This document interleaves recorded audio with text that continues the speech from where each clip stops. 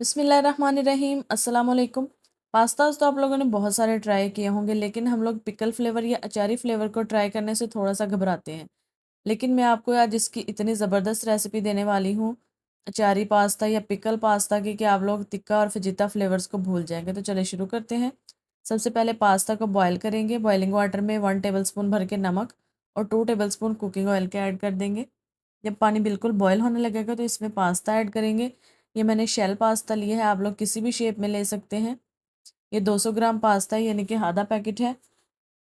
जब पानी बिल्कुल बॉयल होने लगे तो आप लोगों ने टाइम दे के इसको 7 से 8 मिनट के लिए पकाना है। ओवर कुक नहीं करना, पास्ता का बिल्कुल टेस्ट चेंज हो जाता है और ये इसकी शेप्स भी टूट जाती हैं। ये देखिए बिल्कुल बॉयल हो चुका है। अब हम इसको छान लेंगे। ध्यान से आप लोगों ने छानना है, यहाँ पे बहुत गर्म होता है ये वाला पानी। अब जो पास्ता वाटर है उसमें से आधा कप मैं रख लूँगी, वो हम लोग अगले स्टेप में यूज़ करेंगे। बाकी पास्ता को अच्छी तरह से ठंडे पानी से वॉश कर देंगे ताकि इसका सारा स्टार्च रिमूव हो जाए।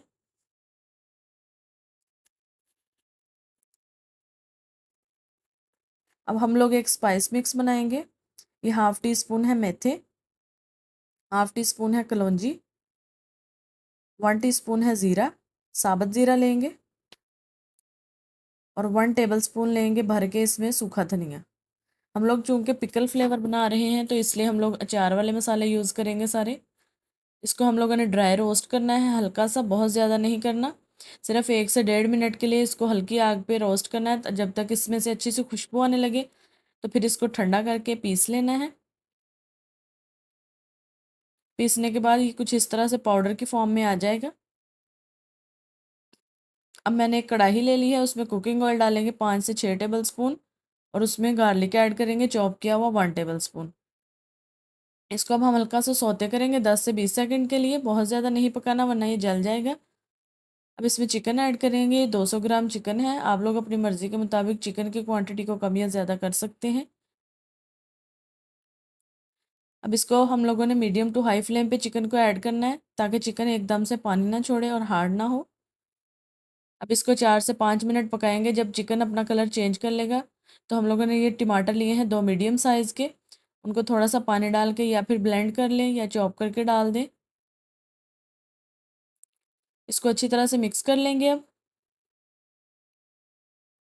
इसके अंदर हम लोग कुछ स्पाइसेस ऐड करेंगे।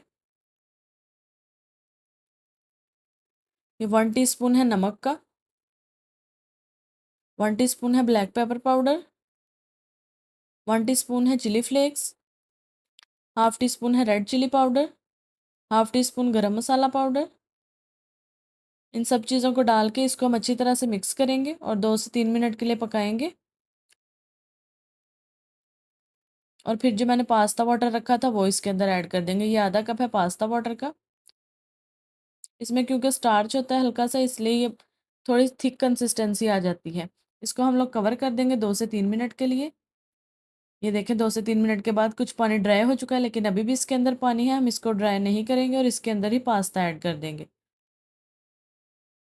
अब जो मैंने मसाला बनाया था स्पाइस मिक्स, ये तकरीबन 1.5 टेबल स्पून है, लेकिन हम लोग 1 टेबल स्पून ही यूज़ करेंगे इसके अंदर।